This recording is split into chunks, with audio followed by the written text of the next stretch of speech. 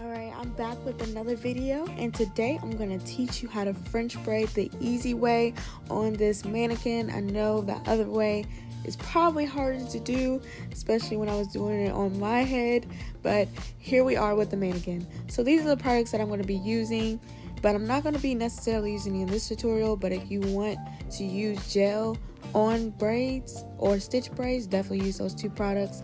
And this comb is the best for parting hair. You want to make sure that it has that little gap in the middle so it's very easy to part. So I'm just combing through right here, and then I'm going to start off by parting and going from there.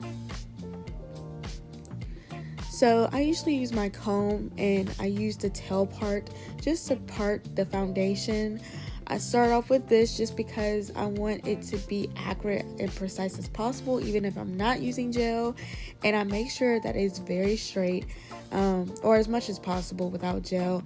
And you are going to see me split this into 3 sections so we can start our French braid.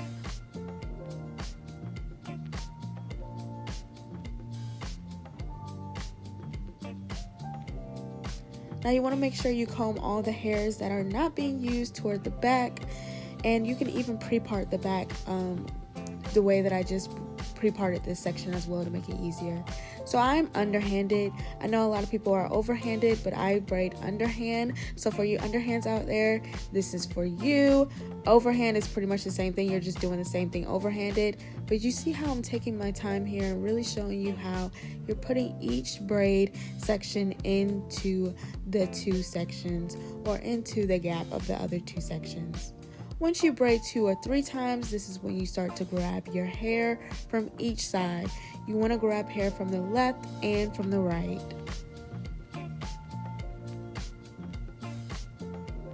When you do grab the hair from the left and the right, you want to make sure that you are braiding tightly close to the base, or else you will have a very loose braid. So make sure that you're pulling tight and braiding tight to the base when you are grabbing from your left and right side.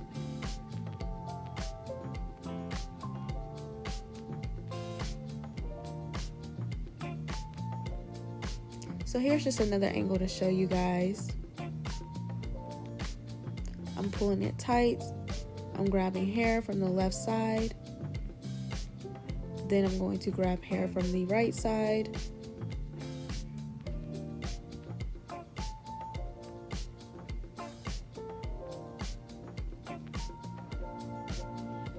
And I'm just going to twist.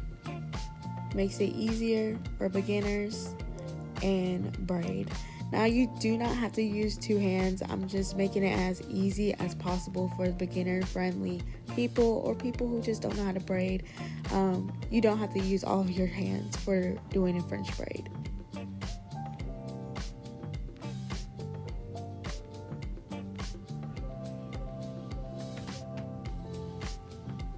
And you should start to see the progress. It definitely takes time, definitely be patient, but you will start to see the braid form.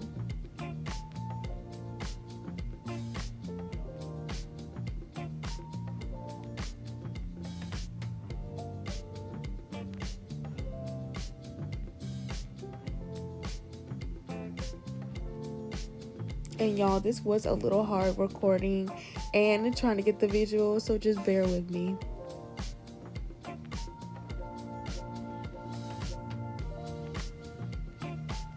So here is an up-close view of what your braids should look like if you're following these steps.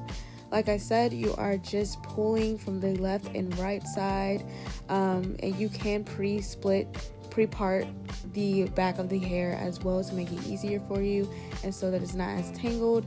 But since my hair was already tangled when I combed through, I didn't pre-part all the way down. As you can see, I am twisting the hair just a little bit when I am putting it into those 2 sections, just to make it more concise. You don't have to do that, but it just makes it easier, less mess, more neatness.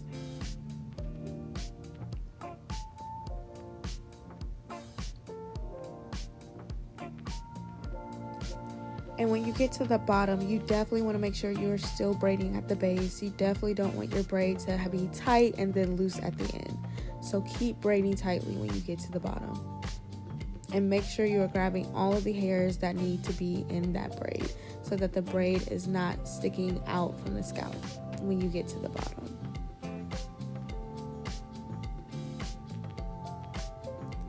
And here I am just finishing up this side braid. Side braids don't have a lot of hair, unlike the middle or the top of the hairline, but definitely I hope you guys enjoyed this video. This is what it would look like if it used gel, and I will see you guys next time. Give this video a thumbs up, like this video, and subscribe.